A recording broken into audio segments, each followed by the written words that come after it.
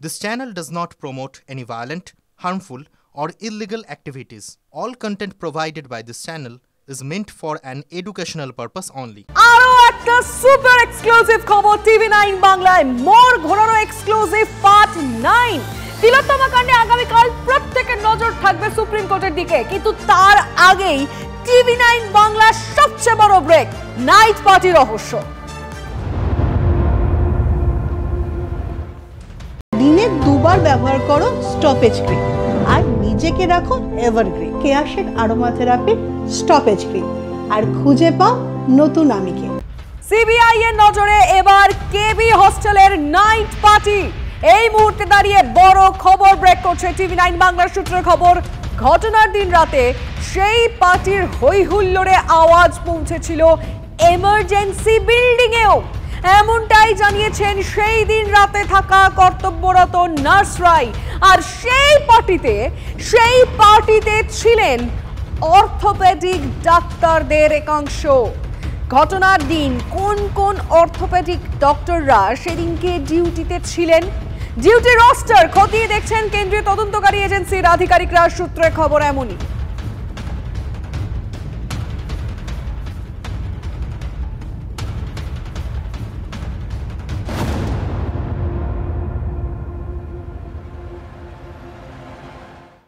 ভাবছেন কি এখানেই শেষ? না, এখানে শেষ নয়, আরো রয়েছে, আরো একটা এক্সক্লুসিভ খবর রয়েছে আমাদের কাছে। বন্ধ লিফট রহস্য, সেমিনার রুমে কি ক্রাইম সিন? এটাই এখন এই মুহূর্তে বড় প্রশ্ন সিবিআই এর কাছে। কেন বড় প্রশ্ন জানেন? কারণ আমাদের কাছে সূত্র মারফত খবর, সিবিআই নজরে অর্থোপেডিক ওয়ার্ডের ফ্লোর ম্যাপ। 8 তলার স্পেশাল সার্জারির বিভাগের ওটি বিকেল 5টায় বন্ধ হয়ে যায়।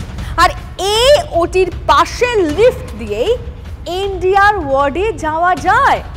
এই এমডিআর ওয়ার্ডের কথা বলছি, সেটা কোথায় জানেন? এই এমডিআর ওয়ার্ড ঠিক সেমিনার রুমের পাশেই। ঘটনার দিন গভীর রাতে কি ওই লিফটটি ব্যবহার হয়েছিল জানতে তদন্ত করছে সিবিআই। আমাদের প্রতিনিধি সৌরভ দত্ত সমস্তটা খতিয়ে দেখেছেন, দেখাবো আপনাদের তার পাঠানো প্রতিবেদন। সেমিনার কক্ষ থেকে উদ্ধার হয়েছিল তিলোত্তমার দেহ। সেই দেহের অবস্থান দেখে বাবা মা একাধিকবার প্রশ্ন তুলেছেন। প্রশ্ন উঠেছে তিলোত্তমার দেহ যেভাবে পড়েছিল সেখানে জুতো, মোবাইল, ল্যাপটপ সব কিছু যে যার মতো করে অবস্থানে রয়েছে, কোনো রকম কোনো ধস্তাধস্তির চিহ্ন নেই। অথচ মৃতার দেহে পোস্টমর্টমে যে ইনজুরির চিহ্ন পাওয়া গিয়েছে, তার পাশাপাশি যে সমস্ত রিপোর্ট এসছে তাতে ধস্তাধস্তির সম্ভাবনা উড়িয়ে দেননি ফরেন্সিক মেডিসিনের বিশেষজ্ঞরা। এমনকি তিলোত্তমার দেহ যেভাবে পড়েছিল, তার হাত মাথার ওপরে যেভাবে রাখা ছিল, সেটা দেখেও বা আমার মনে হয়েছে যে সেমিনার কক্ষ ঘটনাস্থল কিনা তা নিয়ে তাদের মনে সন্দেহ রয়েছে। সিবিআইয়ের গোয়েন্দারা যেভাবে জিজ্ঞাসাবাদ চলছেন তাতে আরজিকর কর্তৃপক্ষ মনে করছেন সেমিনার কক্ষ ঘটনাস্থল নাও হতে পারে। এই গত কয়েকদিনে সেমিনার কক্ষ ঢোকা বেরোনোর কটি রাস্তা আছে, মূলত 4টি রাস্তা আছে। সেই সমস্ত রাস্তাগুলি তারা পর্যবেক্ষণ করেন, কোনভাবে কোন তলার সঙ্গে সেই রাস্তাগুলো সংযুক্ত। লিফট রয়েছে, সেখানে একটা লিফট সচরাচর চলে না, সেই লিফট ব্যবহার করার ক্ষেত্রে যে কোলাপসিবল গেট রয়েছে সেটা খোলা হয় কি না, সেই সমস্ত বিষয়গুলো জানতে চাওয়া হয়। এমনকি সেই লিফটের সঙ্গে 7th ফ্লোরে এসএসওটির কি সম্পর্ক, তাও কিন্তু আতশ কাচের তলায়। আরজিকর মেডিকেল কলেজ সূত্রের খবর, এসএসওটি, এই যে এসএসওটি, সেই এসএসওটিতে আবার অর্থোপেডিক ইউরো সহ একাধিক বিভাগের প্ল্যান্ড ওটি হয়। বিকেল 5টার পর সেই ওটিতে আর কাজ হয় না, কিন্তু তার চাবি থাকে কর্তৃপক্ষের এখতিয়ারভুক্ত 2টি জায়গায়। এখানেই শেষ নয়, এই পুরো ঘটনাক্রমে যে MDR multi drug resistance unit সংলগ্ন যে রাস্তাগুলি, সেই রাস্তাগুলি কোন দিকে গেছে, কোন পথে গেছে, বাহির পথ, সেখানে যেমন নজর রয়েছে গোয়েন্দাদের, একই সঙ্গে তারা সেমিনার কক্ষর পাশাপাশি আর যে ফ্লোরের ম্যাপ নিয়েছেন, ফ্লোর ম্যাপিং হয়েছে, তা হলো অর্থোপেডিক বিভাগ।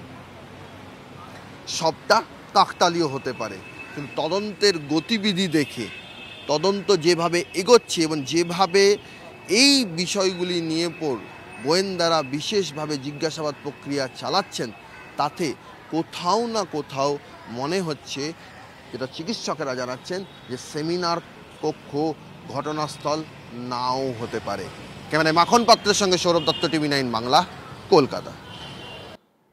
যখন TV9 বাংলা এই বড় খবর ব্রেক করে, তারপরে এক্সপার্টরা কি মনে করছেন সেটা জানাও প্রয়োজন। আমরা যোগাযোগ করেছিলাম এবং রিয়াকশন জানতে চেয়েছিলাম বিশিষ্ট চিকিৎসক সুবর্ণ গোস্বামীর কাছে। তার মতামত আপনাদের শোনাবো এবং প্রাক্তন সিবিআই কর্তা শান্তনু কর তিনি এবার কি বলছেন শুনুন। এটা পরিষ্কার যে একটা বড়সড় ষড়যন্ত্র হয়েছিল, এবং এই বড়সড় ষড়যন্ত্র একজন দুজন তিনজনের ব্যাপার নয়, একটা বড় গ্যাং অপরাধ চক্র তারা মিলে করেছিল।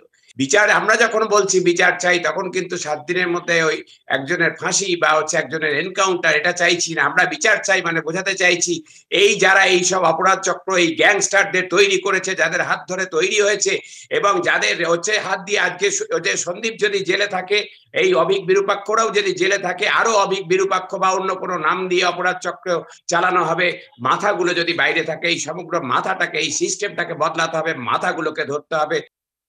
যদি মহামান্য উচ্চ ন্যায়ালয়, সুপ্রিম কোর্ট, অ্যাপেক্স কোর্ট আমাদের, তারা যদি সিবিআইকে বলেন যে এই এভিডেন্স যে নষ্ট করা হয়েছে সেই ব্যাপারটাও সিবিআই তদন্ত করে দেখবে, সিবিআই তৈরি আছে, সিবিআই সেটাও করতে পারবে। এবং আমার মনে হয় ইতিমধ্যেই সুপ্রিম কোর্টে কিছু মানে প্রতিবাদী যারা অলরেডি সুপ্রিম কোর্টের দরজায় নক করেছেন যে এই এভিডেন্স ট্যাম্পার করার যে প্রচেষ্টা 14 তারিখের যে ঘটনাটা ঘটেছিল সেটাও সিবিআইকে দেওয়া হোক। আশা করছি মহামান্য সুপ্রিম কোর্ট এই ব্যাপারটাও সিবিআইকে দেবেন, এবং যখন এই সমস্ত কাজগুলো সিবিআই কমপ্লিট করতে পারবে, তখনই একটি কনক্লুসিভ রিপোর্ট, একটা প্রকৃত স্বচ্ছ ছবি সিবিআই সবার সামনে তুলে ধরতে পারবে।